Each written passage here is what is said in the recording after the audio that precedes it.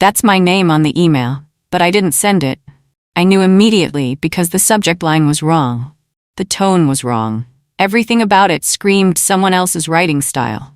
Sophia's campaign files reviewed and adjusted, sent to the entire regional team, from my email address, with edits I never approved, on files I'd spent 3 months perfecting. I sat at home, laptop open on my dining table, still recovering from surgery. My incision ached, but my mind was sharp. I pulled up the shared server access log, watched in real time. He was logged in, as me, right now. While I was sitting here in pajamas with surgical bandages, Blake Foster, my coworker, opening my files, changing my work, sending emails from my account. Every file he opened showed activity, but they weren't the real ones. Not anymore.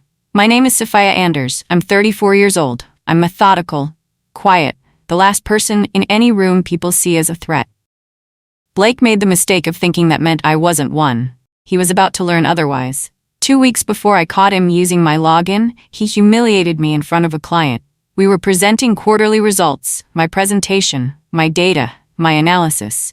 Halfway through, Blake interrupted. "Oh, Sophia must have missed that metric," he chuckled, pointed to a gap in the slide. "The conversion rate from Q2? It's not here." The client frowned.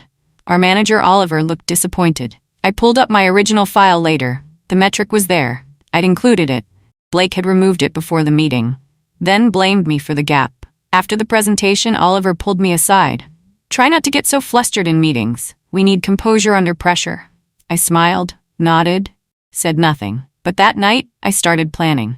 That's when I created the first dummy file. File number 1 was simple, strategic, designed to look valuable. Campaign Alpha Sophia Final.xlsx. Blake couldn't resist files with my name and the word final. He'd been stealing my work for months.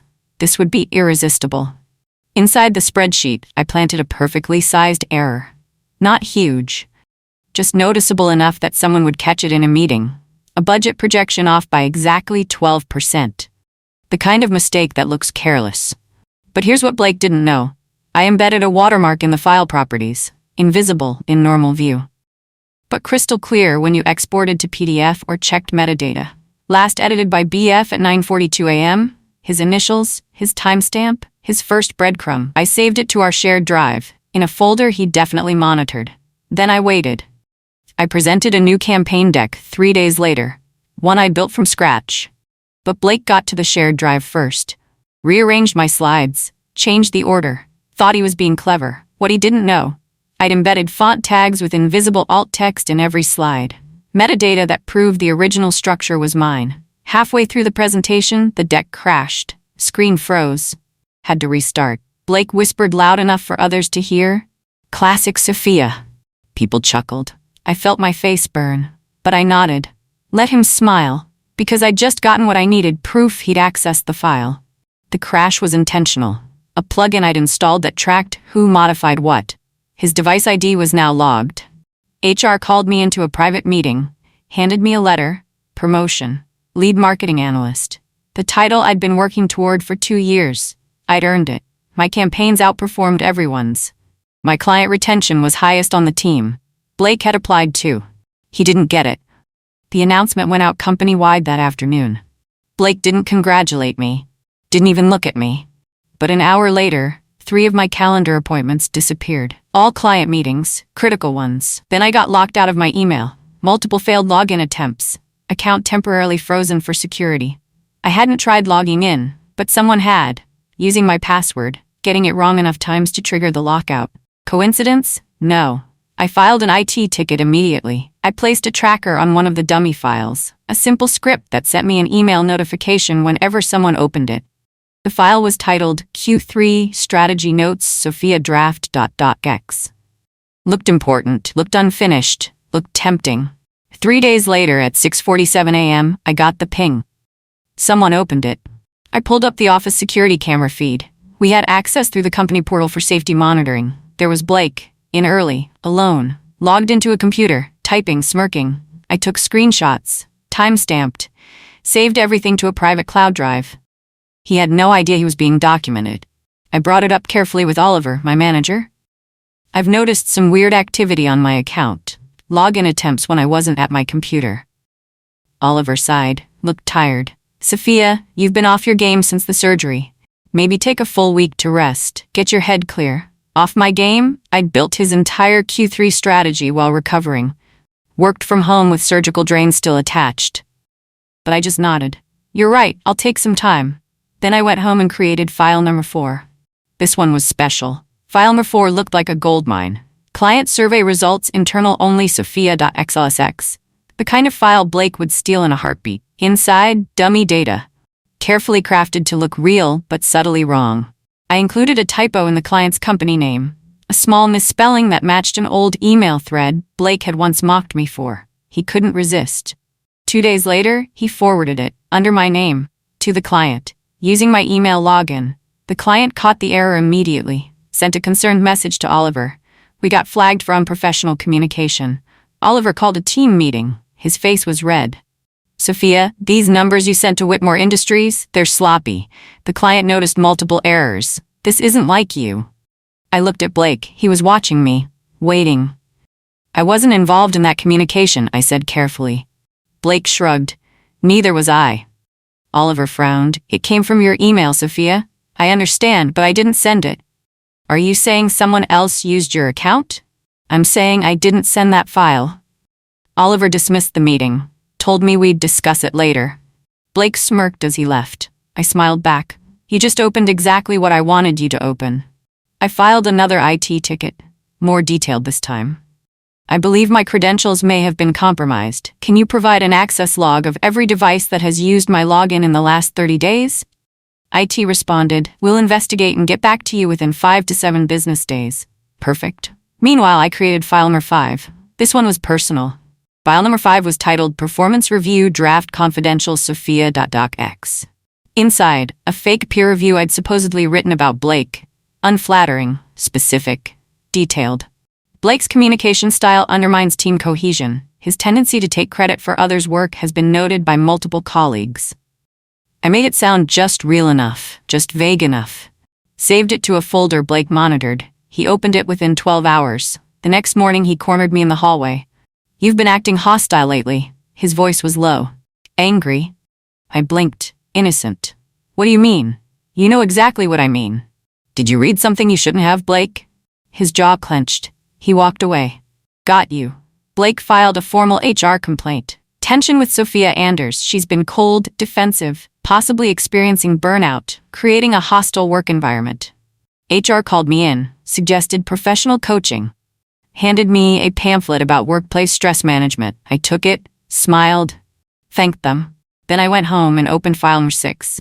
File number 6 was a legal trap. Compensation history Sophia private.xlsx. Inside, nothing real, just dummy salary data. But buried in the cells, one sentence. Company may be systematically paying female employees relative to male peers in equivalent positions. The kind of sentence that would make someone screenshot it, share it, use it. Blake opened it. I got the notification.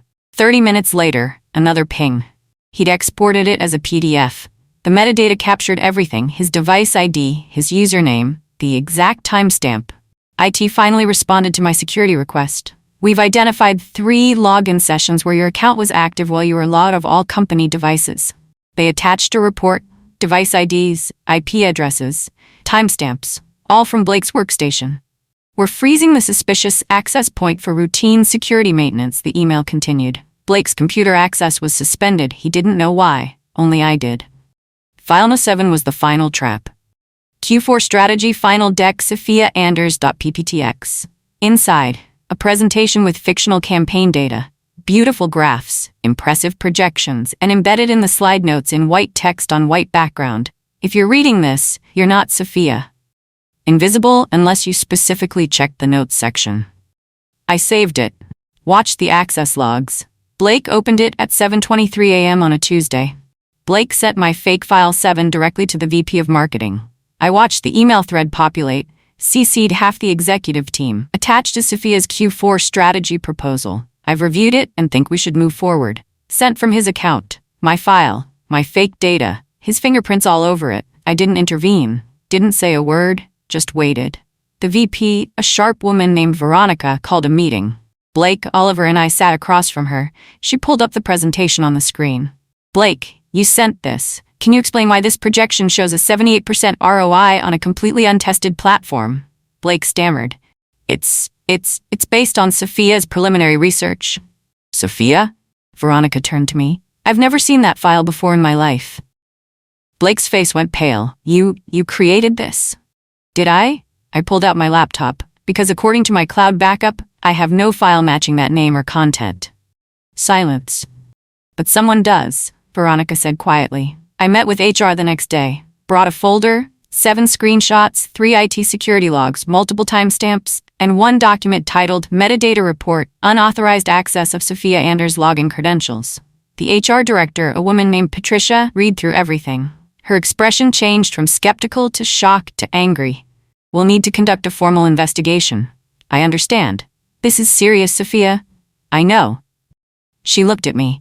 Why didn't you come to us sooner?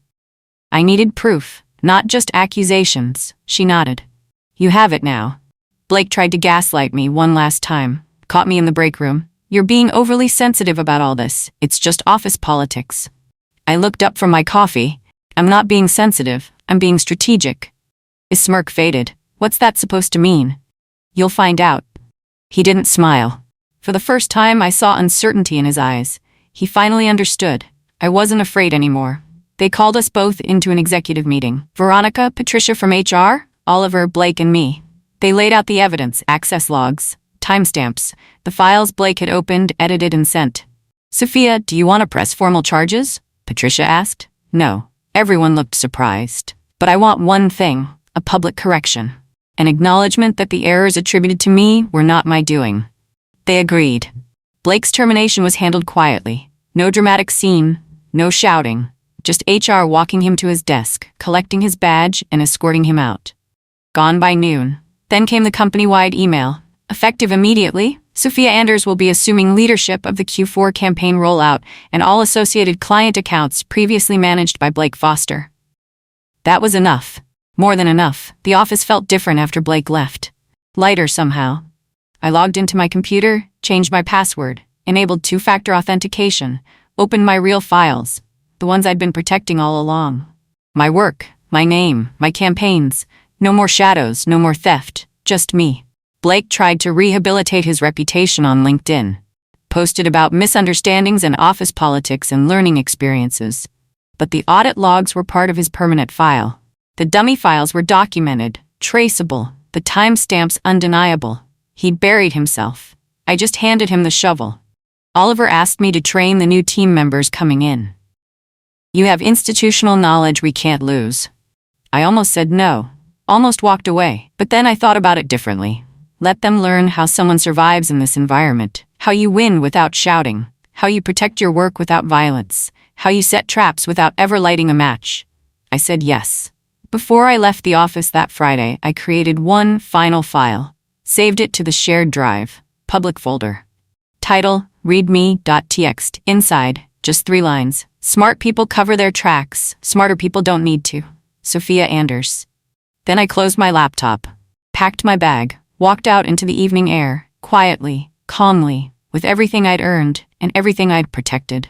Blake thought he could steal my work, my credibility, my future. But he forgot one crucial thing. I'm always 3 steps ahead, and I document everything.